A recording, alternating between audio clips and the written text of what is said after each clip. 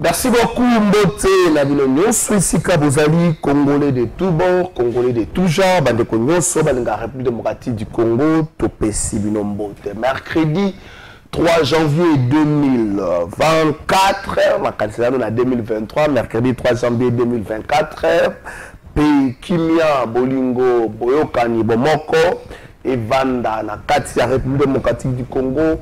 Dans son ensemble, tozali bana ya tata moko, tozali bana ya mama moko ekolo, Congo, tovande sika moko nzambi, bokabwani kozongisa biso sima na unité nde tokotonga mboka oyo héritage oyo bakoko batikelaki biso tobatela yango poti tolege yango lolenge batikelaki biso na ba oyo ya biso bana tozala te ba responsable ya mabe oyo ekoki kokomela mboka na biso yango wana congolais so esika ezwami yeba kopesa le meilleur de soi po ete obatela mboka oyo kopanisa kaka te mboka ekopesa oyo nini meyo mpe kanisa nini ya malonga okoki kopesa na mboka na biso. Merci beaucoup bozali ebele boza kolanda biso. Merci na confiance bosalaki biso na 2023 mobimba.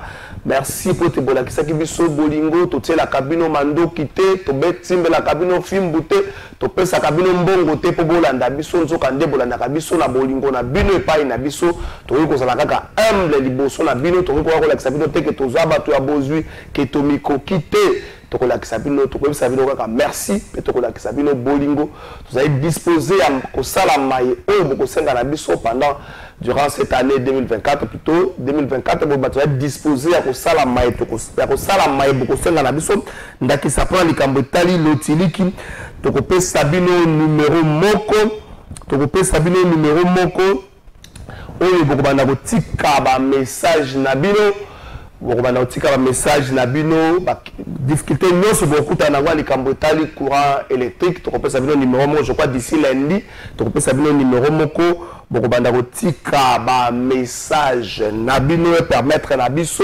toyoka ba difficulté na bino pe na chaque fin de semaine pratiquement to banda ko répondre bino elongo na bakambi ya SNEL awa na ville province ya Kinshasa pe na niveau ya nation. Donc désormais je crois à partir de ce lundi aussi ça retrouve un numéro moko de manière officielle et vous avez un numéro tout ça la catégorie un numéro vert pour la SNEL et le beaucoup benga pour te bopesa ba difficulté na nyos bozo kuta nango wo vous avez tamo bakata bino courant de message nenga lingi numéro ekozala wa des informations boragina pesa na bino rapport et publication provisoire et législative nationale provinciale puis à niveau de la commune et puis rapport et à convocation électorale pour l'élection sénatoriale et puis à ma gouverneur c'est à reportant à une date ultérieure raison ma casse après ses amis pour la Cambotali compilation to vendre lango na émission la biso ya mukolelo est-ce que rapport où il a caché des résultats où il y a publié qui à niveau il y a présidence de la République est-ce que compilation c'est là qui à niveau nous pour réfléchir autour de cette question d'émission la biso il y a mokolelo le nom mokola souka pour la candidat président oyo bakoki balingi ba contester résultat provisoire au Sénat pesa ki mokola souka la bango le 3 janvier est-ce que bakoki na cour pour attaquer ba résultat oyo ça la fait c'est que du président de la République ceux qui bakoki na cour te conséquences ezali nini est-ce que bakoki na cour est-ce que bakoki la recours na balabala ceux qui bakoki na cour ndenge ndeko faulu alobaki yango ndenge ndeko katumbi alobi yango mpona ndeko faulu asali déjà exercice ayeba niveau ya neutralité à cour mais à mon avis que cour azali lettre te wana ngai te Martin Fayulu Moïse Katumbi ya boyi na ye est-ce que koboya na bango koke na cour azali boulevard te mpona Félix Tshisekedi c'est vrai déjà na niveau ya seni azala seni elongisi ebimisi molongi na niveau ya présidence de la République cour azali la décision finale à valider, toi à invalider, à répondre à ma cambo à zéro, mais ben de quoi on a besoin dans les minutes pour partir de 16h pour que na cour, mais jusque là on a une moto accueilli la courte. Mais les seigneurs ont sanctionné les fraudeurs ceux qui basent dans l'élection législative et provinciale. Sanction et cause à l'année annulation à la candidature dans Bango est-ce qu'il y a une meilleure des sanctions et puis les sanctions les ali bongo et ça pour toucher peu bas résultats aux équipes publiées la présidentielle tokomeka mwa moke kolobela yango na mokolo ya lelo tokomeka mpe koprojete à venir les attentes ya population pour la 5 ans c'est bon mandat Félix Tshisekedi. Est-ce que au soir il y a 31 décembre 2028 et que vous allez être satisfait pour le peuple la deuxième quinquennat Félix Tshisekedi? La priorité est que vous allez nini dans Congo. Lorsque le président de la République a dit qu'il faut consolider les acquis, la priorité au Sengeli pour consolider le plus vite et que vous allez nini pour que vous vendez l'ango dans l'émission na biso ya mokola lelo habitude aux 8 micro et ça ko yamba kaka ba journaliste ça ko yamba kaka ba journaliste pour permettre na biso to za la tendance te to beta kaka masolo ya mboka sans parti pris pour to boy muta ko bangana leka kinga leka kitenga basala ki bengana sala kinga iboye avant la côte ça bande ko ba journaliste na kozwa junior ba kokela question moko ya lotiliki lobby à travers les médias sangomoko et panzania wa kesnel abaki si ba facture na biso facturation na biso à cette augmentation moko ya 3%. Augmentation moko ya 3%. 3% pourquoi bango moko ba yebi. Nzoka ndé na faire journée c'est la salle communication pour na koloba ketani nango ba ménage na biso te na utilisation domestique te zali pour na ba minier, c'est-à-dire ba grand consommateur na Congo ba grand consommateur zali mingi ici na mine est-ce que na Kinshasa pe bato ba c'est to koza ba planification na liste ba grand consommateur bato ba sala ka mapa na zela lotiliki to koza bango pe lokola ba grand consommateur chinois ba ko na pesi mbote ndeko na ngai Trésor Kalafai Ramazani. Merci beaucoup, bonne année na yo. Bonne année na ba téléspectateurs bazolanda biso à travers le monde. Pambate chaîne oyo ezali na Easy. Et donc ezali bazolanda à travers le monde. Na sepeli mingi na clairvoyance na yo. Effectivement, ezali gardien du temple. Et na souhaité meilleur vœu na mokonzi mboka oyo tozala réélu avec une grande distinction, 73,34%. La première dame, maman de Nina Kiro, félicité qui accompagnait papa du début à la fin de la campagne. Maman a la boy, qui accompagnait papa partout. Et donc, Zali victoire à la Congolais, maman Denise, merci avec tout le respect. Et puis, na remercie parce que Makambo Tozo le Belango Lelo, on a eu pour appeler ça moi éclaircissement, ils ont informé Kingai. On a eu quitté.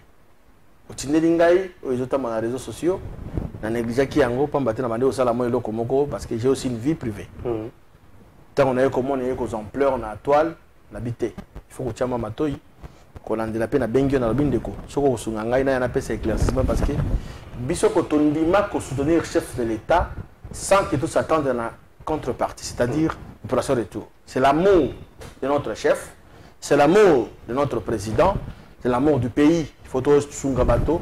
Mais Ngaïna se base beaucoup plus dans le domaine de l'électricité. Chat est vaste, c'est forêt. Okay. Merci beaucoup. Tant que tu n'es pas Makamboana, il faut comprendre que après la recherche, il y a des éléments dans la position d'Angaï. Intox, halte à l'intox. Est-ce qu'ils ont intox ou ils ont mauvaise lecture? Parce que la décision est pour les grands consommateurs. Mais justement, mais lorsque vous avez un document devant vous, le rôle du journalisme est de collecter, de traiter et puis de diffuser. C'est un traitement de Koyebako et le Koyez est destiné pour na X, Y, Songolo Pakala. Et pas dans l'Équateur, Baloba, la Pessiba, dans Bandarambote, dans l'Équateur, Grand Équateur, Mbote, Jean-Pierre Bimambote. Tango yo, Bozu et Likambo, Boyo Kiango. Il fallait qu'on ait une source, qu'on tourne, que les Alindenge et Nini. Laissez-moi éclairer l'opinion que ce sur base il a arrêté interministériel signé le 8 avril 2022. Ce qui, plateau va cause à la même langage, n'a pas balancé arrêté Wana, Dius Bongeli a qui en déjà. Le ministre des Ressources hydrauliques, le ministre des Finances. Bassigné qui a arrêté le 8 avril 2022. C'est-à-dire le gouvernement de la République. Parce que le ministre, il est membre du gouvernement. Bassengi, l'opérateur, il y a haute tension, c'est-à-dire le consommateur à haute tension, c'est-à-dire le minier. Sur base de ça, il y a l'enquête de cannabis dans l'autre On a vu que le secteur, il y a électricité, comment libéraliser? Et comment libéraliser? Les lois, comment libérer mon toko vendre au sein de demande na yo na mikanda nyonso, on peut fournir courant à côté de lingi. Na mboka na biso, na quoi na biso. Na yango bango ba sengi na ba consommateur ya haute tension et non moyenne et basse tension T. Moyenne et basse tension les biso ba consommateur domestique. Maman bipopola, biso ba citoyen lambda, ba topamba. Bisonde, bah, toi, consommateur domestique. C'est la rapport, c'est l'affaire. Faire, moi, biloko, moi, à télévision. Et concerné, bisoté. Balobi, bah, consommateur, il y a haute tension. Bah, foutaka. Pourcentage, il y a 3%. Il y a un bah, utiliser, bah, service et collecter, bah, moi, les alliés, c'est bah, opérateur, il y a un domaine d'électricité, notamment, bah, SNEL, etc. Parce que, comment il est belé. Bah, moi, bah, justement, uniquement pour que, bah, collecter. Mbongo wana et puis va reverser on a compte il y a dégérade et c'est la compte il y a signal T ba congolais ba zolanda ngai donc facture comme mataté mingi ba lobe ezali haute tension ali ba minier puis ba le nombre de combien 55 o bazali concerné. Nous devons d'abord féliciter le gouvernement de la République parce que même si on est en France, en Allemagne, en États-Unis, pas qu'auto taxe c'est une obligation, il faut qu'on foute à yango. Bango baza ko kwa bankita na biso mboka awa. Baza ko zabalo kili mais oui, mais le même na dit ba fout à 3% pour que misolomina mikobakisa na nkita ya mboka misolo ya mboka pour que l'État na l'Équateur pour que l'État a un moyen politique na ye. Où est le mal? C'est une mauvaise interprétation. Donc, les erreurs d'un problème, il y a. Mais il faut que il y a un contexte. Comme il y a un contexte et que ça là, intoxiquer la population, va se révolter. Or, mon kondiamboka, na deuxième mandat, à la population, à la kimia, à la malamu, sociale, la population, à la malamu. J'étais surpris, qui distrait l'opinion. Voilà, cette histoire n'a rien à voir avec la SNEL. La SNEL, justement, c'est un service de collecte. Okay. Pour que la collecte nous soit mis, va reverser mon compte, il y a des gérades. Ça n'a rien à voir avec SNEL à Bakissi, Baram, Nakati, et ça la ligne à voir. Il y a un jeune qui s'appelle Congolais, nous connaissons Kazana à l'Unibisomi. Peine à féliciter les Congolais de mon petit chef de l'État confiance, pas battre mon qu'il y a des gens qu'il faut. Dans le défi actuel, il faut faire face à Makamboyango. Nayango, la SNEL n'a rien à voir avec taxe à 3%. Et ali pour les consommateurs, il y a haute tension, minier, fout à yango pour que et ngambo cannabiso. Mama bipopola, moyenne et basse tension est concernée bisoté. Totika ni makambo mana. SNEL a ça pour collecter le pôle paix opérateur et domaine d'électricité, le pôle va bazali paix délai, comment est délai, à ça pour collecter les tambons on a y pas minier pour qu'il va verser on a des gérades. Ça n'a rien à voir avec tout ce qui s'est dit. Et donc le DG Fabrice Lucine Azali porteur toi Azali qui incarné vision chef de l'État. Merci beaucoup maître Junior pour retenir que SNEL a matissé facture n'a été on a battu oyo. Au Vanda Ndako, bateau, Bosala Kaboy, bateau, Bosala Kaboy, SNEL a martissé facture n'a été. Les ananguka kapona à grand consommateur, n'engolo yon bazar. L'industrie. Donc, Batnandaku. 55 seulement. Merci beaucoup, maître. De la Merci beaucoup. Je vois que le message est l'équipe. Bande de base à la Kimia, les Camerounais, c'est là que moi, je vois que même Patrick là, qui on a une facture, on a 3%, ça a quand même moins, on a 100 000. So, 3%, ça a quand même moins, on a 103 000. 3 000 à l'école, vous allez bon, moto, biscuit, à bana, mettre sur notre soubi. C'est ce que les gens ont souci na yezali congolais à la malam. Tel devient congolais à la malam. Jamais il ne peut pas accepter que le gouvernement Oya Zali, chef, il y a patron exécutif, et comme à congolais, jamais. Mais ici, Ezalaki, sur demande du ministre de la Finance et des ressources hydrauliques, et que grand consommateur, voilà, il y a haute tension, il y a minier, industrie, il y a un nombre de 55, il y a taxe, Ezali sur base de Mibeko, pour intérêt à Congolais.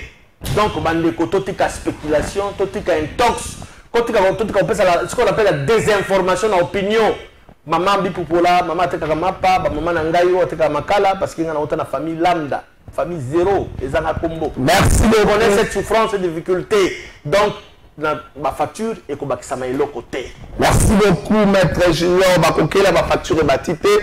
Tout côté la série à journaliste pour la politique Nicolo moi ma cambolé journaliste la jeunesse va bien surtout la journaliste batikala ba journaliste maître zela bazo bimiso zela surtout la journaliste batikala ba journaliste pour les lots tika la journaliste là par exemple exercice il y a pas journaliste ça à gauche ça à droite c'est un problème mais à un certain moment na traitement na biso surtout traitement et information pour la qui ça mérite que à gauche tout à droite le roi patron que là au patron des médias batikala ça va journaliste donc vraiment son mot bon faut pas que la banque va faire profil presse à mon collègue le ministre Patrick Mouya pour l'année 2024 avec Liboso ya ba Panzi Sango les solos avec autour à succès à processus électoral et puis makanisi ya gouvernement congolais na etali makambo belé na gestion mboka bato oyo bazana makanisi ya ko mabe boyebi nzela soko lingote la résultat personnel mais la balabala l'état ko sala nyonso pour la permettre à ce que la union soit mitema mabe va troubler ordre public que pensez bien to kena na ngambo régie pensez bien c'est partenaire régie. C'était sous une pluie finissante. Ce 31 décembre, la CENI venait de proclamer la réélection de Félix Antoine Tshisekedi pour un deuxième mandat à la tête de la République démocratique du Congo. Avec 73%, la satisfaction pouvait se lire sur les visages de plus d'un Congolais. Quoi qu'il arrive, ces Quinois ont comme attente les sociales, l'amélioration des conditions de vie des Congolais de la part de Félix Tshisekedi, réélu comme président de la République. Nous tous, nous les Congolais, nous devons lui porter le soutien. Alors, ce que moi je peux entendre de lui pour ce mandat, on a un problème de social dans notre pays. On a aussi le problème de guerre à l'est du pays, mais on ne peut pas résolver tout en même instant. En tant que jeune que je suis, je sais que le président nous avait promis au terrain de cette terreuse qu'il va retraiter les vieillards et pour que les places restent vides, que nous les jeunes nous remplaçons à ces places. À part ça, j'attends aussi la promesse du président de la République qu'il avait dit qu'il a de bels projets à faire, de bons projets à faire par rapport à ce qu'il avait fait à la francophonie. Elle va encore refaire de plus pour que le Congo soit encore bel et bien beau. Vraiment, et là, on a vraiment que pour mettre qui biso, le bac qui est dans quatre tiangwa qui a cherché son comme minene, to là. Ma promesse, c'est que c'est biso vraiment qu'il y a un poussé un qui non, na vote qui est, il y a un peu de c'est là pour que assez la bisango. Bon, pour n'angai à liboso, et ça nous estengo et angai, parce que en tout cas, banda to banda va voter à Congo. C'est la première fois nous to voter président Moko Abimi. Liboso ezala ki to voter président ba kosi biso abimisi mususu. Mais oyo to voter ye wana abimi. Souci na biso ezala ki lokola abanda ki ba programme na ye ba projet moko ya kitoko pona biso alors à continuer yango to pesi deuxième mandat à continuer yango. Signalons par ailleurs que la fête ne faisait que commencer, disait la population, en attendant les résultats sur les législatives nationales et provinciales. Et sans oublier, pluie finissante, ce 31 décembre, la CENI venait de proclamer la réélection de Félix Antoine Tshisekedi. Merci beaucoup, Francis Béa, tout ce qui journaliste, exercice à bien rebi, la politique, Nicolo, tendance, les alliés. Et allez, on dit que le micro me fait un mita. Est-ce que c'est un fond à non, non, c'est un fond à c'est l'axe, tu vois, la mission en direct. C'est bon, c'est bon. La micro me fait fond à je crois. Nzamba sunga utona so en direct balia dango sala ka ngoko ka ba moida ma ikadi dia na pesi mbote bonne année na bote ndeko trésor bonne année tata mon année na la période à ba fête pour on dirait nzemba innocent et Caraïbes Batebele sinon Dieu fait grâce c'est là ce que nzemba ya na parti no bo na limira fête na zo kaisa ben yoza o biso benga na presse bandi ya bangwali ma organisateur a badili yoko za na pia kate. Mais sinon Dieu fait grâce, on est en vie et c'est l'essentiel. Je crois que 2024 Zamba Sungez à l'émo catalyseur qu'on fasse autre chose des mieux que ce qu'on aurait peut-être, on n'aura pas eu le temps de faire en 2023. Et Ghana Oyebi Keza, projet Ebélé, revient de la corporation. Moi, Patrick Lako, la PSO Pembote, bonne année na yo. Bonne année na yo, Ndeko Karafai, bonne année na Ndeko Diana. Tu as dit que Mboula Oyo, Diana Lobby, et ça, Mboula Oyo fait la catalyseur. Et c'est il y a solo que biso même que na domaine na biso petoé ba couper sa impulsion ya malamu la population. Le domaine en gros tout moi une minute dans domaine en gros doit inspirer les sous batuteurs. Tant que tu biso ba étudiant mais tu sais pour inspirer biso je pense même à casa la chaque temps que l'université mais le c'est pas zoba avec ce que ça beaucoup toujours bananer dans domaine voilà. Ce qui est vrai trésor c'est que métier perd vraiment prestige dans Ngoya. Tu vois? Exactement. Le respect que les gens accordaient aux journalistes au 4e pouvoir, on dirait qu'il y a eu petit à petit. Pourquoi? Il y a eu deux phases essentielles. La première des choses que par manque il y a contrôle, il y a secteur. Et comme il est en fait Naloba zone de refuge. Les gens qui ont raté, un avocat qui ne sait pas aller prêter serment, un médecin qui ne sait pas entrer dans tel... Parfois même un B6 qui se cherche quoi faire, il sait que c'est plus facile. Je suis journaliste, j'ai fait une interview à Kabelingala, alors que c'est pas ça à la base. La deuxième phase, c'est que quand le Congolais ont compris que tant que Vagia, le journaliste éditorialiste et Dimio, Robin Gassiko, journaliste engagé, les Congolais ont compris que la politique, c'est ça te dit, Bazalaka na banda kala. Kozalaka les problèmes. C'est problème l'anda logique ça puisque naza ko adopter vague wana hérématique. La kalezaki Bazalaki mais c'était le vrai éditorialiste oyebena na plume. La plume na abandina na vie personnelle na ouais qui pour moi est la meilleure plume de la RDC de tout le temps si vous le voulez. C'est mon avis. Donc comme c'est quoi comme éditorialiste c'est ça mutoyer na plateau pas entier moi 2 3 4 arguments. Et puis, tu te comprends que dans le forme, tu es comme journaliste engagé. Tant que tu as une orientation, le Congolais avait compris que politique, il y a une démagogie a prêté oreille à journaliste. Ce qui tu verras qu'il y a 5 ans, les émissions de presse, qu'on est qui Ascension Moko, Bazaki, chaque matin, il y a un petit match à football. Parce que c'est de nous qu'on attendait la vérité. Et quand les politiques ont compris, changer, il y a le Babalouki, c'est ma journaliste. Moi, moyen, moi, bon, tout est parti down. Et ça apporte avec ça. Ça dit, tu sais que le métier, et comment tu place même les gens qui ne sont jamais partis demander l'argent comme nous autres, un journaliste à et ça, faut renverser ça, faut arrêter ça très vite. Parce que ni tu étais le rôle de journaliste, processus électoral, croyez-moi, on aurait vécu beaucoup de choses de compliquées. Ndeko Trésor, Ndeko Diana na obakisa boy. Mbongo, ils ont le la matoi. Jamais matoi et koleka moto. Mabe koti na kati ya métier na biso parce que Badou, batie mbongo au devant. Tous on a besoin de mbongo. Pour na osala, on a besoin de biso primaire. Mais mbongo et koki koleka biso te. Donc nous devons dominer l'argent. Et Lelo Oboye, Mbongo est dominé journaliste. Et ça dit que, à côté d'un débat, virus, il y a la politique, il y a la démagogie, et côté pas la journaliste, avec Ami Bengi, Ami Pessiforme. Vous comprenez, ma baise au côté, virus est au côté. Ami Pessiforme a dit que je suis journaliste engagé. Engagé en quoi encore? Question en quoi? Osa engagé, nani?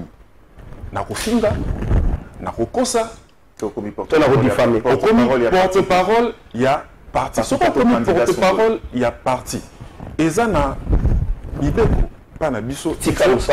Désengager na musala journaliste puisque osa ko pesa voix moko. Alors que journaliste a pesa ka voix et bien. Valeur intrinsèque des journalistes, c'est la neutralité.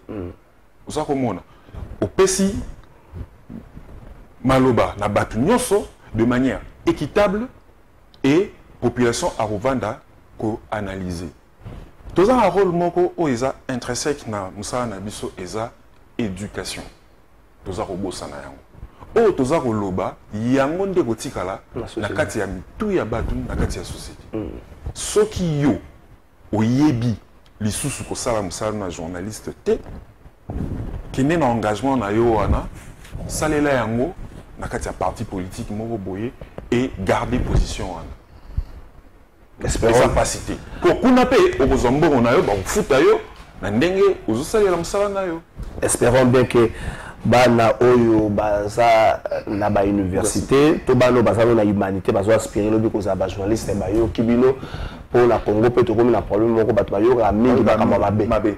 D'ailleurs ko to pona bana wana lina lo bana bango. So écoute za pona mbongo. Un journaliste qui fait son travail objectif. Il va payer ça miette. So comme on l'a ndé si comme quelque part on paye ça $20, $50. So bolini na pesa bino exemple. Moni ndenge ozawana. So go zui tembete moko ya bandi ko landa ba kamata 20 ba pesi ndeko trésor que la fa isoki aye. Pour déjà sa notoriété le précède. Voilà. Il est temps de côté ba pesi miette.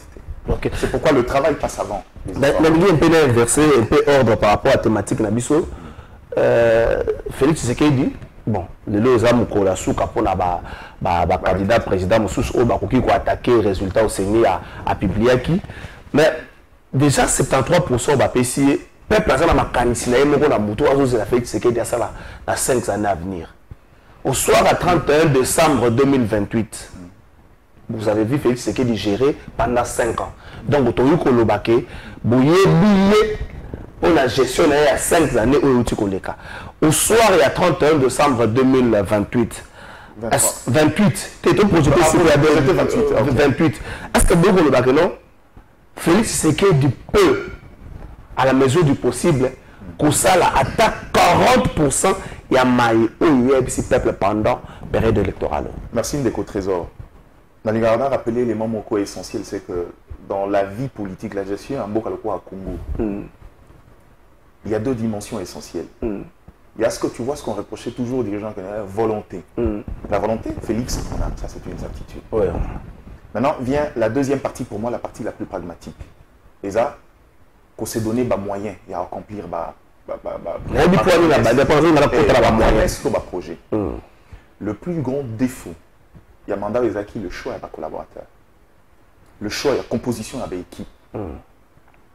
Et ce qu'il je pense, et là, il savait que Azo comprendre, c'est que pendant la période de la campagne, Félix Tshisekedi, malgré le cercle et à pouvoir autour, il est allé chercher le professeur Mokoko Samba, réputé kabiliste, il a transcendé les aspects politiques, il a travaillé dans les projets où il y a 6 piliers, parce qu'il a vraiment besoin d'avoir des assises sur l'approche économique.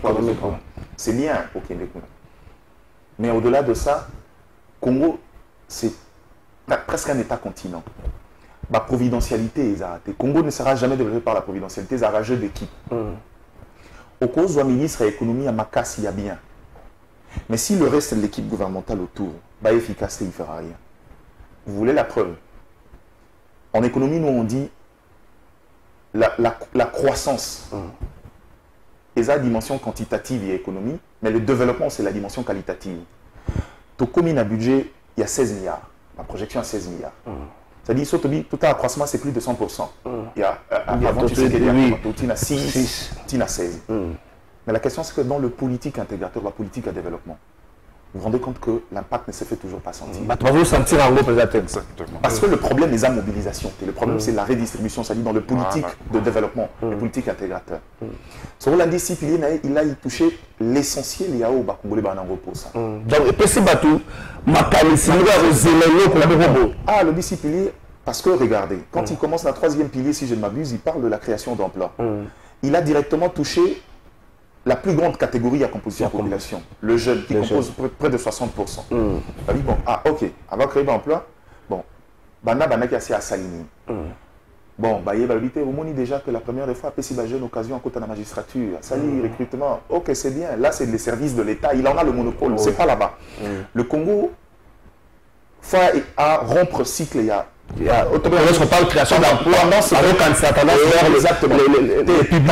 on les a publicité. Le public ne va jamais résoudre le problème du chômage. Je dis bien jamais. Le problème, il faut rompre tendance vers l'informel. Il faut aussi que le Congo, la jeunesse congolaise est très créative, très tournée vers la productivité. Il faut aussi que développer, c'est-à-dire la création d'emplois.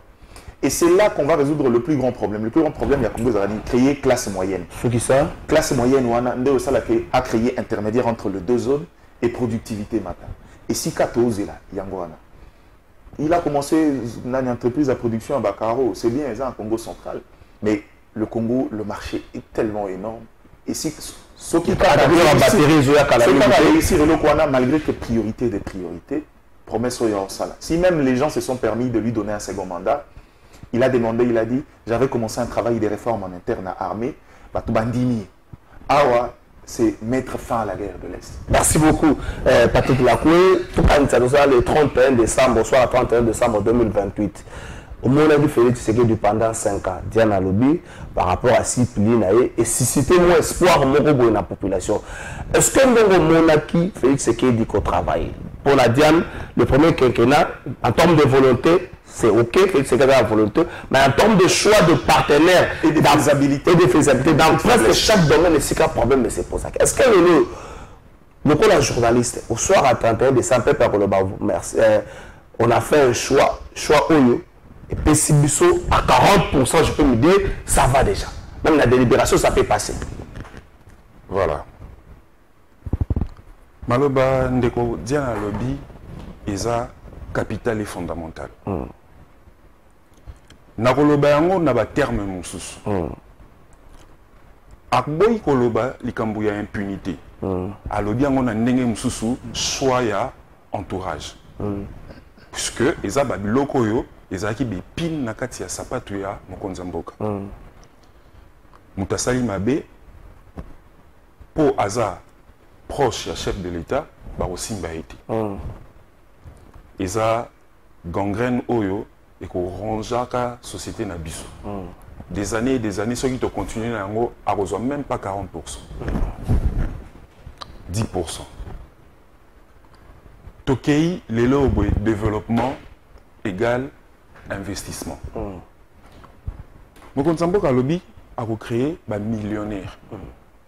Ngana lobby te ba bandaka bongo te. Tokoyi kaka koya kaka neti cheveux dans la soupe te ke pouf au commis millionnaire. Ça des étapes. Il y a développement. Mutu fong et sengeli amitonga. En disant cela, est-ce qu'on a battu la bataille, ça déjà bien fort, mais une facilitation, peut-être pour la normalisation de l'activité de la banque, ça l'a quitté. Discours, peut-être, c'est bon. Normalisation, c'est bon. Mais il faut te kender étape par étape. Oui, dans la routine, la plus la réalité auto-vivant dans Mokili. Les organisations. Les gens sont arrivés avec des fortunes sans préparation. Suite, puisque créer des millionnaires, c'est pratiquement faire de la zécanisation. Ok. Vous comprenez? Tu vas y outil, se préparer, mbongo, entreprise en nyonso, les lois où te créer des millionnaires, c'est bien. Mais cycle de développement na bango, déjà nini. Alors, il faudrait qu'on réfléchisse. Na ndenge qu'on renforcer investissement na ba microfinance pour que bateau et bazana C ba komata progressivement. Qu'on renforcer la création à classe moyenne. Et si ka oyo ba millionnaire ba koma et ça c'est ko ba oyo baza déjà na moi ba coquille ya minene. Baroza soutenir au bazana C et puis au ya bango pe et kokoma minene et puis ba comme ba millionnaire et voire même ba milliardaire. Création, innovation et tondani et belé na mboko. Tout le monde a bana baza au sala ba maïkaka ya pamba mupepe tomoni ke courir pesami tout ça biloko to kokaki ko imaginer te mutu ketambola na mai. Mais un jeune Congolais, même pas à l'université, a salué yango. Est-ce que besoin ba mesure il y a encadrement et ba création en a puisque yango ndem te ko la richesse ya lobby. Agriculture, tout ça ko abandonner yango. Élevage, tout ça ko abandonner yango. Pisciculture. Tout on a Félix Tshisekedi, il y a des collaborateurs, il y a des partenaires. depuis annonce il y a résultat provisoire à CENI Nazaki n'a pas état-major et à parti politique et belé surtout bah oyo bazala qui n'a fait ce que depuis premier quinquennat naé bah jeune bazolé là depuis annonce et résultat provisoire on sent un peu monter mon la flatterie et puis bah vieux moko bah vanda kalamsu bah tata biso bah comme bah danseur na bah réseaux sociaux comme na béton bah moi bazala bah CV ka bah combo na bango on a mutu yemo CV na combo moi na papa X yango CV na ye mais cursus moko boyo bato bakoki kozala na posa ya kopesa ye likambo bato wana baza te eza te plutôt mais eza bato oyo erekomaka na choix ya bapartenaire bakombo na bango epesaka mwa mingi lorsqu'il faut faire un choix entre un zanga plutôt un diane et un mobutu baoya posa kotala cursus la partie il y a bien le nom Mobutu va peser et puis là côté bien le limo quelle que soit potentialité là yo exactement que côté non t'es trésor moi lobby est essentiel mais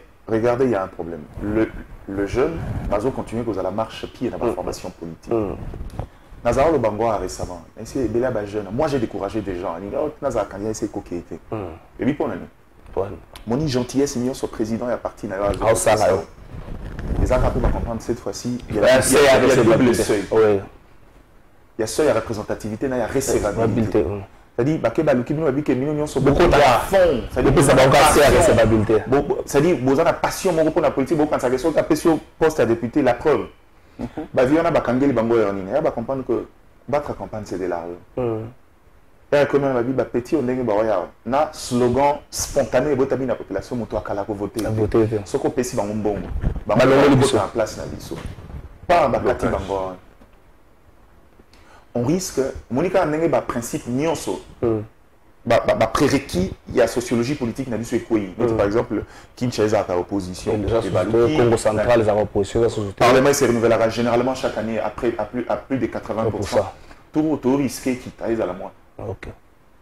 Mais seulement, si on a confiance à la CENI, il y a contrôle, il y a fraudeur. Là, on va rentrer dans la logique et Toko les capé parce que moi j'ai vu de jeunes gens qui étaient avec moi dans une cellule de communication. Campagne mais la commune PV voter ah bon papa tu affiche à mon était licolo. C'est pour dire combien la population avait besoin, il y a rupture. Mais dans la vie politique, je vais dire aux jeunes ceci. Évitez d'aller dans la politique parce que prenez le temps de vous préparer.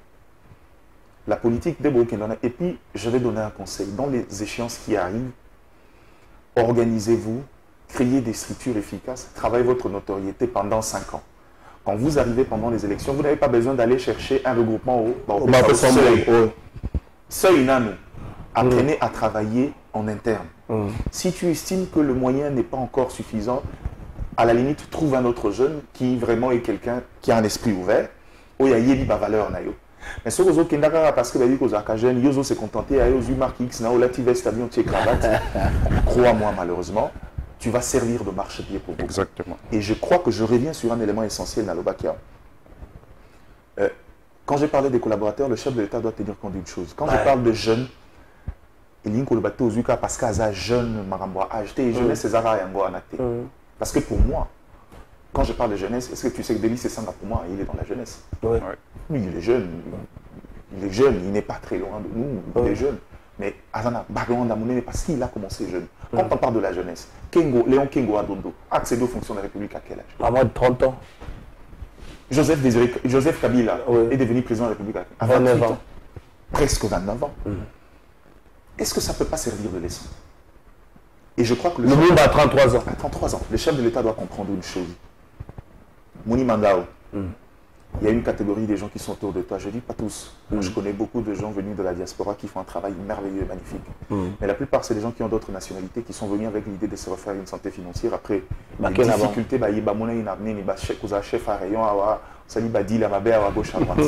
c'est-à-dire, cette fois-ci, ces gens-là n'ont pas d'enjeu, n'ont pas à perdre.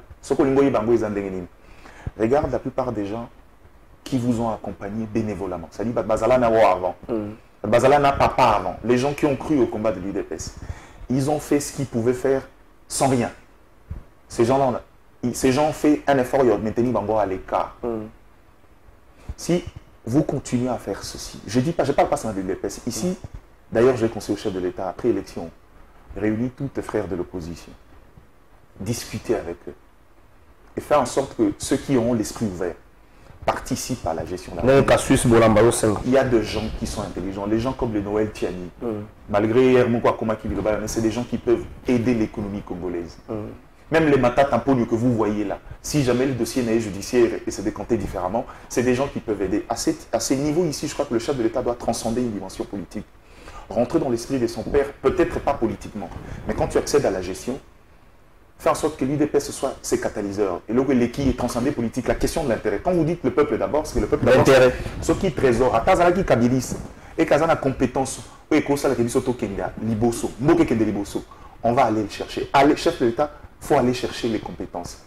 C'est pourquoi nous, en management, il y a une phrase sur le bara, la maturité d'un homme et sa indépendance. Un homme indépendant, ce n'est pas forcément un homme mature. Un homme mature, c'est un homme interdépendant. Mouto Azaka, mon compétence implique à Mouninga. Former corps. C'est ça la vraie maturité. Merci beaucoup, Patrick Lacombe. Trésor. Bisogno Sunday Toza Bandako. Nyama Oyo aza important. Nandaku na biso. Webezana. Fourmi. Fourmi. En tout cas, Diane a comprendre que Nazaro Loba différemment, Maloba Oya Lobi. Interdépendance. Fourmi à Kendaraye mon côté.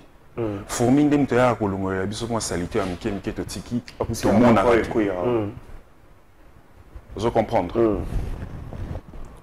Jeunesse. Ce qui est mata, il faut beau préparer. Classe politique na biso ya lelo baza ba égoïste. Ba préparer relève T. Baza ko se servir na jeunesse pour na ba intérêt na bango, pour na ba positionnement politique na bango et même ba positionnement financier na bango grâce à la jeunesse mais baza ko sunga bango T. Na zongeli étape par étape. Tomoni ba candidature ya ba jeune. Mais ce qui total en candidature, campagne électorale, ça demande de l'argent. Mais les jeunes et belé on a bazala qui n'a pas moyen ti.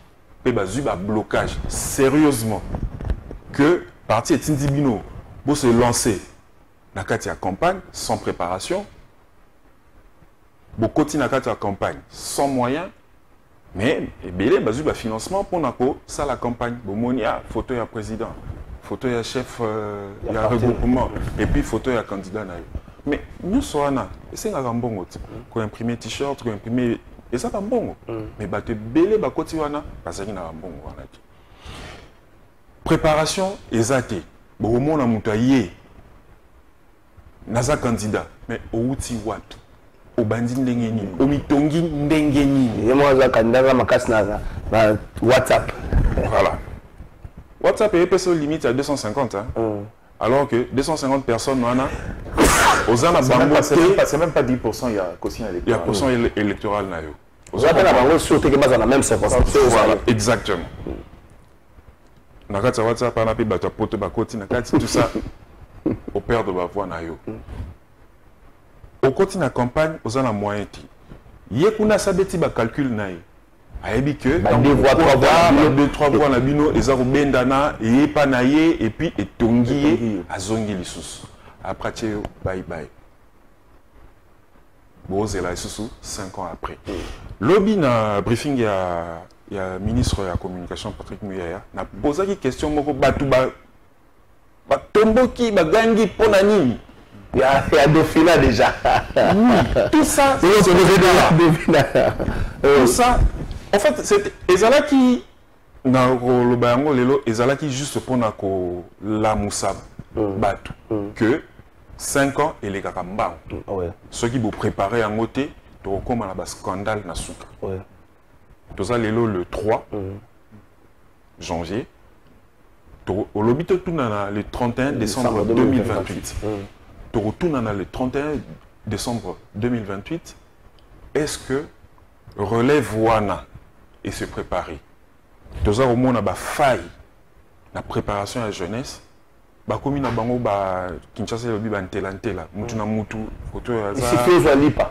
Ah, mutu na suffit à jouer. Ici Basali et Belé, na otanga ba comboté dans ça la publicité mais tout le monde y a ngopé dans la campagne que ba jeune yo après campagne tout le monde va ver bazengi na koyembela ka Félix Tshisekedi bango après publication résultat provisoire bango bazawana pour na culture wana Jalelo donne des chefs d'état garda bilonga bato à l'esprit. OK. Jalelo gouvernementale. Hein? Jalelo tokumise tozo beta maboko.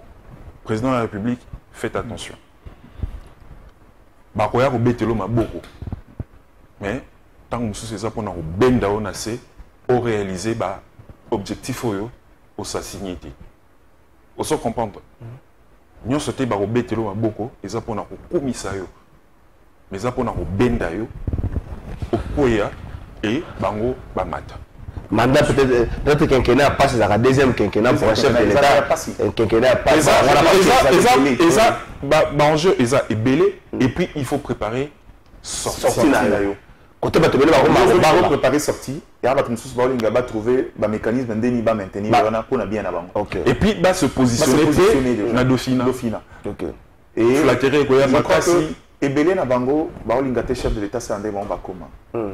Chef de l'État, tout Vital Kamerhe est arrivé en politique comment On l'a cherché en tant qu'étudiant. En tant qu'étudiant, oui. Parce qu'il était compétent. On va le faire croire qu'il n'y en a pas maintenant. Il y en a beaucoup. Il faut aller que le chef de l'État a exigé. D'ailleurs, il y a beaucoup de propositions dans la salle qui que ce soit le gouvernement ou le Parlement. Le Parlement, il faut que tu modifies un psycho. Il faut avoir l'habitude, la politique, il y a gestion basée sur les résultats. Tu es membre du gouvernement, on t'évalue après 6 mois. C'est-à-dire que tu as topé sur le job description, topé sur le tableau de bord, on a la priorité. Après 6 mois, quand on estime que aux âmes aussi qu'il y a la priorité, tu pars en main quelqu'un d'autre. Même au niveau du Parlement, les élections anticipées. Le premier mandat, après une année, on évalue. Celui qui n'est pas efficace, Tozongi, ça ne coûte rien. Quelqu'un m'a dit, oh non, c'est un on a déjà les acquis de matériel. Dans chaque circonscription, le matériel a saigné les alliés. Tozongi Kuna, on trouve un autre représentant à Zongi. Deuxième élection anticipée après 2 ans, donc à 3 ans. Au Yaza efficace, vous verrez que beaucoup de gens vont arrêter des bêtises ici. Les gens vont commis 5 ans à la Pongi. Ils sont contre. C'est pas normal que tu arrives pour représenter toute une communauté, toute une circonscription. Si 5 ans ici, non seulement tu n'as même pas fait une proposition de loi, tu n'es jamais passé au perchoir pour défendre une cause. Donc il y a place au van. Il te dira qu'à travers la commission. Même la commission dans le résultat, la commission ce qu'on appelle le ventre mou. C'est-à-dire qu'on a profité de la compétence, la délibération, il y a une copie à un membre de la commission. C'est faux, beaucoup de gens dans la commission ne travaillent pas. Le Parlement est à l'image, les commissions sont à l'image de la plénière. C'est-à-dire qu'il n'y a que peu de gens qui travaillent. On a 2, 3, 4. C'est des gens qui discutent au travail de la plénière, mais même dans la commission. Et d'ailleurs, quand on a commission, il y a ici réflexion des en tout cas à 200%. Puisque Kuna besoin de lettre par lettre, chiffre par chiffre, point par point. Et si quand on y Moutou, Maïele, il faut bien. Quand vous êtes à 12, c'est plus facile de se cacher derrière 500 personnes. Quand on est à 12, autour d'une table,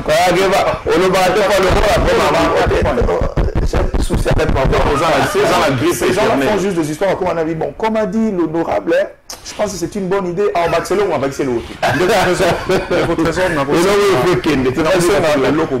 Le chef de l'État. Azan a besoin de rassembler jeunesse autour de vous connaissez la guerre de génération là et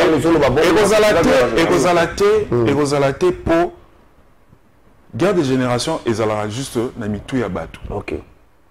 Guerre de génération et passage à calmement puisque oyaza mukolo est-ce que moi na botaka papa papa mutabota mwana. Donc ce qui veut dire que papa tanga boti mwana il faut préparer à remplacer. Vous comprendre? La bambo kezaki papa la question ndengeni ya kocha mutambo pona okanganyama ndaku tout ça. Il y a moi ko préparer relève pour papa ebi kingonga moko ezaka na kokendi. Ce que boy ko préparer relève ça veut dire que au mikoti si na identité ya ba homme éternel. Alors que homme éternel, et c'est simple de résoudre ces problèmes-là dans la mesure où, parce que Bangonde est chef à parti politique, Bangonde est Batinda à Congo. Pour chaque poste, il y a un job description. Pour telle fonction, on a besoin de tel profil. Un profil totier limite à âge. Pour ce poste, au minimum tel âge, au maximum tel âge, telle expérience, telle ligne, tel profil. Tindela Bissango 4 à 5, Soki Bazate, c'est-à-dire que c'est à leur bénéfice. Il n'a pas besoin d'être là en tant que chef parti politique. Il a recommandé à Tindi Moutoumé de veiller sur le profil des gens qui arrivent, que ce soit des gens efficaces. Donc, on a des jeunes, on a peut-être pas pour se retrouver différemment. Si, c'est vrai, pardon, c'est que le président Azan a besoin de jeunes autour de à Benga Bango, à Solana Bango. Les solos. Kokuta na mokonza mboka koyebisa ye vision na yo oya yo jeune pour na Congo ya lobby. Mais sélection est aussi demandé wana. Ndeko tiamboka na mbulunga na ba jeune. Azo banga la mona ya 500 ba jeune. Eloka ba jeune na structure ni. Eloka ba jeune bani ba. Nani soki conseil national jeunesse. Ezaka ka ba obenda na groupe moko boye pas bato ba yebani toyebi ma. Même sur les présidents, sur les coordonnateurs comme commissaire Nzamba avec la jeune autour de la commissaire. Le service d'intelligence avec lui qui suit. C'est là où je voulais vraiment en venir. Atinda bango ba enquêter ba rien que que va service d'intelligence va faire la mission masalo avant que tout le monde a battu moko dans l'équipe peine fait na yeto ba profil ne bani makambo belebe to ko parce qu'on a makambo élection na mwata ngo tika meli biso émission ba to belebe ba c'est pas ba za ka yoka o faut ça que me sekela ça la ke bozui boye ko la ndenge mususu Kongo lo buto to ngona makasi to ngona ba kombola ba bisale na mabete. Est-ce que rapport il y a bon déjà ba candidat belé bazo banga ba na ngokulu to moko fo bongisa ba salle d'urgence ba fito na biso bo mingi ba ko kwa biso kulu to za mota malamba za ka bande ko na biso. Est-ce que rapport oyo ils ont été entaché processus dans son ensemble surtout que publication il y a provisoire pour la présidentielle Salamaki déjà. Non, je pense pas, tout dépend dans les timings Yasseni. Alobi a reporté pour combien de jours? C'est APC de l'été. C'est APC de l'été. Il y a une différence. Quand on parle de glissement, il y a les glissements techniques. Dengue Salami na élection. Ça dit que toquer les 20, mais tous les qui n'a les 20 et dérange à ordre constitutionnalité. Mais les glissements politiques, dès qu'on a échambouler ordre constitutionnel, les communes en bois prestation, c'est vraiment un faux reporter. Or, à ce niveau-là, sauf que communes à niveau, on a tout s'enfoncer. Je crois que jusque-là, a touché à hauteur. Jusque-là, Seigneur Ipsabisoka pour combien de temps? Mais moi, je comprends, je sais pourquoi. Parce qu'il faut opérer ça, occasion de la commission qui est en place pour sanctionner la fraude. Parce que, définition, il y a bonnes élections, il y a des élections où chaque Congolais qui en a les droits exerce son droit et que vote n'a pas respecté. C'est une fois ça l'effort que vote il y a battu à respecter, autant qu'il a fait. Bon, dans le côté de la polémique à Batouté, entre guillemets, la présidentielle. Mais à peine à la députation, il y a eu des accusations, il y a eu des vidéos, il y a eu des choses. Les députés, les candidats députés nationaux contre province accusés à Bango, on a complicité à chef à centre, à qui quelque part a voté Pierre Ozongi sa machine. À ce niveau-là, tout que la commission, si on veut les bonnes élections, tout que la commission, ça est peut-être pour 3, 4, 5 jours. Après, Bazong et la Bisso va publier, Bisso va gagner qui convenablement. Pour moi, je ne trouve pas d'inconvénient à ce niveau ici. Mais ça l'engo dans un délai raisonnable pour qu'il ait impacté ordre constitutionnel. Sinon, c'est n'y a au bébé Samousalagnon soit sali jusqu'ici. Ce cas ordre constitutionnel est changé. Il chamboule tout. Le rapport est touché par convocation électorale pour la sénatoriale et puis la gouverneur. Exactement. C'est-à-dire, bon, dans le calendrier, Natalaki, ça devrait intervenir. Convocation pour le premier. Convocation pour le premier, je crois que affecter c'est difficile. Le 1er janvier. Oui. Je crois que c'est aussi pour l'équipe 1er janvier. Oui, on va ça communiquer à lobby. Mais maintenant, le problème c'est que ça l'effort au plus tard le mois de février, parce que le Sénat doit rentrer dans un cycle. Il y a une session parlementaire. Le 15 mars. Le 15 mars. Voilà. Faites en sorte que le 15 mars, session Banda pour que la République prenne le relais. Parce que jusque-là, en termes budgétaires, nous avons il y a Parlement, on a une gestion. Il faut lui donner le moyen de très rapidement se mettre en lice.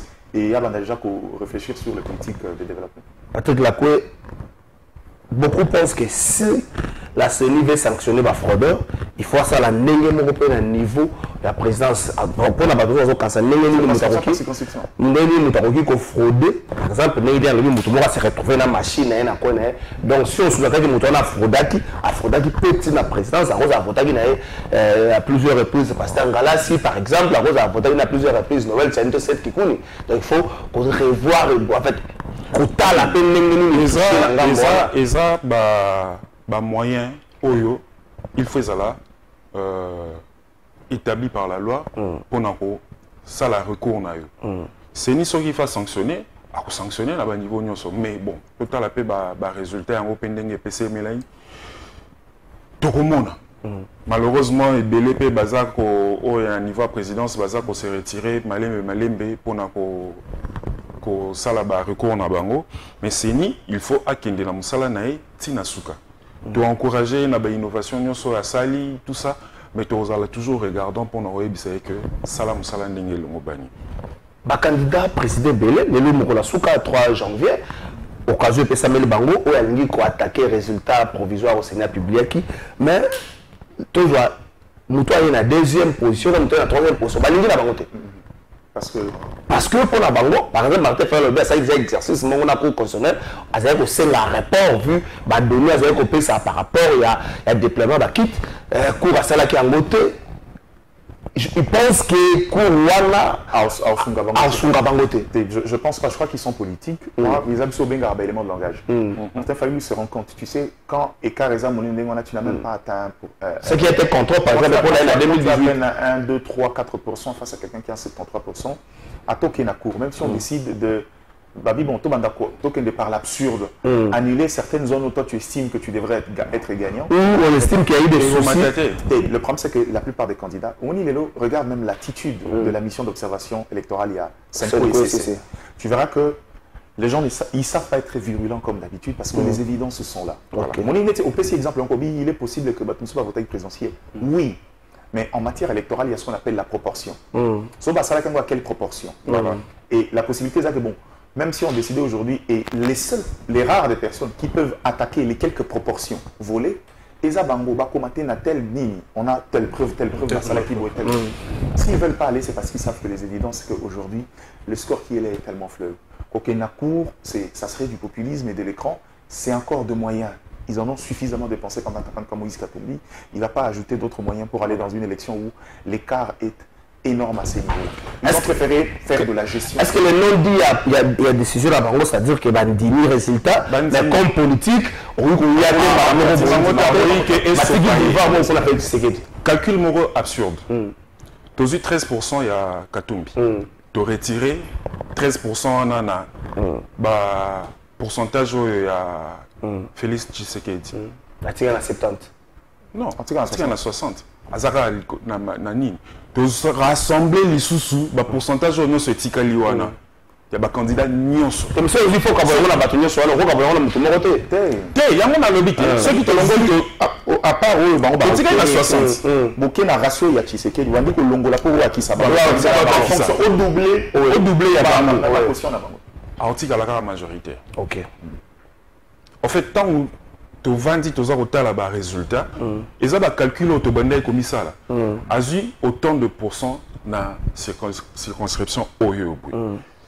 Oyo na Soukawana a eu autant de pourcents. Bon, tu as mécanon Kolongola, tu payes ça. Calcule les heures au Simbakakati. Ok. Calcule les heures au Simbakakati. C'est que la population a manifesté qui volonté naïe. On doit respecter aussi la décision de la population.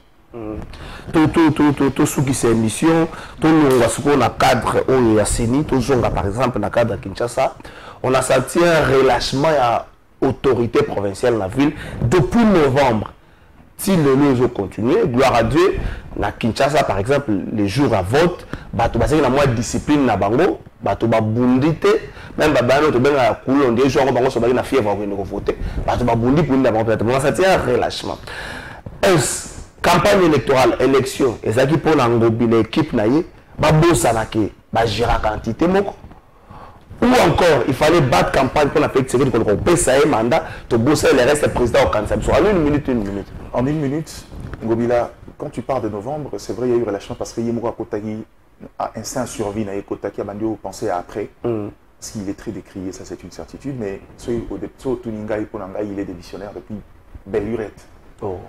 Il est démissionnaire depuis longtemps. Depuis le lancement à quand vous arrivez à un niveau où l'institution, il y a province, déguerpie, on a un problème sous prétexte qu'on un paiement, alors que l'État a des bâtiments ici dans cette ville.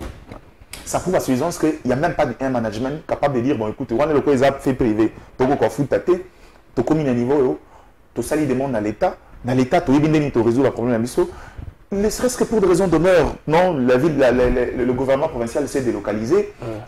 Comment j'étais à nos propres, la capitale. Je dis ça, c'est comme ça. Je te dis que, comme pendant un niveau, où j'étais opprobre sur la province, il est démissionné depuis longtemps. J'ai toujours dit aux gens, si ce que Ngobila a fait dans cette ville pendant ces années ici, et sa gestion, c'est que moi je suis le pape. Si ce que lui il a fait, ça s'appelle gestion. Merci beaucoup. C'est très compliqué. Merci beaucoup, Patrick. Kinshasa est un miroir et à RDC. Ngobila, tant a lancé Kin Bopeto, et ça, Ngonga payé a lancé qui déjà démissionné. Puisque, Tomoni, et ça, bisika tokoki ko leka kozanga ko lekate na Kinshasa, avenue Kasavu, grand point Victoire, avenue des Huileries. Tout à l'heure, il y a avenue même liboso na Salini. Liboso ya gouvernorat. Liboso ya campagne na foule. Voilà, donc faut comprendre que à échouer, il n'y a pas de honte à dire que j'ai échoué et je laisse. Culture et démission, ils ont raté dans beaucoup. Merci beaucoup, Patrick Lakwe, Grady, Diane. Merci beaucoup. Tout le monde se vote à l'émission. Merci. Le message dans tout le monde, ce qui résultat à Kadima Basepe. Vous avez un niveau tout sur la Macambouana. Donc, nous avons sur la tout le bango profil ligne à gouverner qui est pour les 5 prochaines années. Bango le bango. Maintenant, c'est que non, dans la salle qui est en fait, on peut. Il a rappelé, en fait, il pose une question. Ce qui résultait en bon, ce qui restait Kadi Mangaï n'a pas été, ça change quoi. Et puis, bon, le bagage est souci de journalisme, mais bon, ça va dire qu'il y a contenu. Oui, au moins, le contenu de comment poser problème. Tant qu'on a dit que votre réponse va changer, c'est pas que ce que vous dépassez la nègre, beaucoup de la nègre. C'est pas ben nègre, bah mais ça n'a pas de basalara. Bah il va combien de Fayulu est gagnant, tu sais qu'il est champion. Malheureusement, c'est pas de notre école. Moi, l'essentiel Gabou n'a profité dans 20 secondes pour rappeler au chef de l'État. Chef de l'État, le Congo a deux valeurs différenciées. Les agriculture et l'énergie. Sauf Simbi bas secteur, tu ne sauras pas résoudre beaucoup de problèmes, notamment les questions économiques. Bamine, si la réponse c'est un marché qui ne dépend pas de nous. Merci. Pas dépendant de la Chine et des États-Unis en dehors continuer à imposer aux règles. Merci beaucoup. Nous avons balé, nous avons fait l'enquête sur réforme salami na issu. Magamo moindo nzanga sali. Nous avons fait comme le président ministre ici. LMD, nous avons fait l'enquête sur ça sur le professeur de Benalo Komaka. Nous avons fait balé. Dans une enquête, il y a pasteur